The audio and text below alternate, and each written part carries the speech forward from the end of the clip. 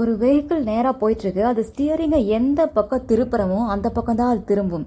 நம்ம வாழ்க்கையிலையும் நம்ம நேராக போயிட்டுருப்போம். ஆனால் ஆண்டவர் நினைப்பாரு, நம்ம இந்த பிள்ளை இந்த பையனை இந்த லெஃப்ட் சைடில் நம்ம திருப்பிடலாம், இந்த ரூட் எடுக்கலாம், இந்த ரூட் இவனுக்கு நல்லா இருக்கும்னு வச்சுருப்பாரு. ஆனால் நம்ம வேற ஒரு பக்கம் திரும்பி கண்ட்ரோலர் ஸ்டியரிங்கை நம்ம கையில் எடுத்து திருப்பினதுனால தான் இப்போ பல வருஷங்களாக ஒரு வேளை அந்த தவறான டெசிஷன்னால் பல வருஷங்களாக வனாந்தரத்தில் சுற்றி கொண்டிருக்கிற நாட்களுக்குள்ளே வந்திருக்கலாம்.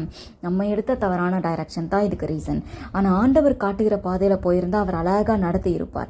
இன்றைக்கி இந்த நிமிஷத்தில் கூட கர்த்தர்கிட்ட கொடுத்துருங்க. ஆண்டவரே, இன்னைக்கு என் வாழ்க்கையை உங்கள் கையில் ஒப்பு கொடுக்குறேன்.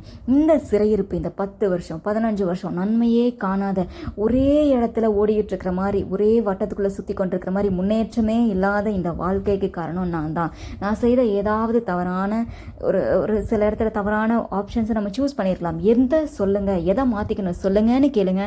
கர்த்தர் உங்களுக்கு உதவி செய்வார். இன்னைக்கு உங்கள் வாழ்க்கையில் இது முதல் நீங்கள் எடுக்கிற ஒவ்வொரு முடிவு, எந்த வழியை சூஸ் பண்ணணும், எந்த வழியாக போகணும், எல்லாவற்றையும் அந்த கண்ட்ரோலை கர்த்தர்கிட்ட கொடுத்துருங்க.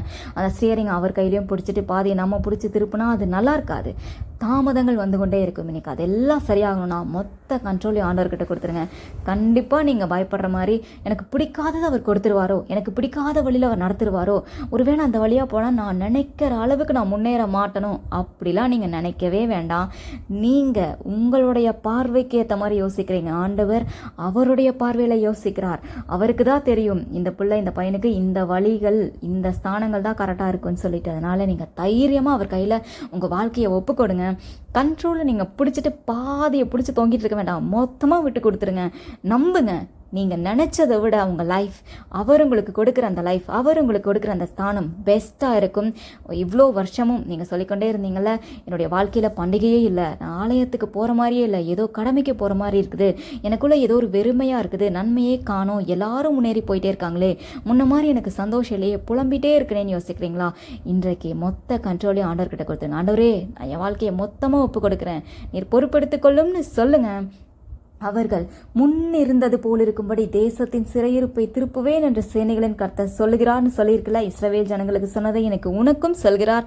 உன்னுடைய வாழ்க்கை மாறும், உன்னுடைய சிறையிருப்பு மாறும். நீங்கள் முன்னிருந்தது போல ஆடல் பாடல் சந்தோஷத்தோட துதியின் சத்தத்தோட நீங்கள் இருப்பீங்க. இந்த புலம்பல் எல்லாம் மாறி உங்கள் சிறையிருப்பு மாறி உங்கள் முகக்கலை உங்களுக்கு வரும். நீங்கள் திரும்பவும் கட்டப்படுவீங்க. நீங்கள் உங்களுடைய சிறையிருப்பு மாறி நீங்கள் திரும்பவும் ஆலயத்துக்கு போவீங்க. உங்கள் வாழ்க்கை திரும்பவும் முன் போல கட்டப்பட்டு நீங்கள் அந்த வளர்ந்து கனி கொடுத்து செழிப்பாக இருக்கிற நாட்களுக்குள்ளே வருவீங்க. கர்த்தர்கிட்ட ஒப்பு கொடுத்து ஜெபம் பண்ணுங்க. முழு கண்ட்ரோலையும் அவர்கிட்ட ஒப்பு கொடுத்துருங்க. அவர் உங்களை நடத்துவார். சிறையிருப்புலேருந்து நீங்கள் கண்டிப்பாக வெளியே வருவீங்க.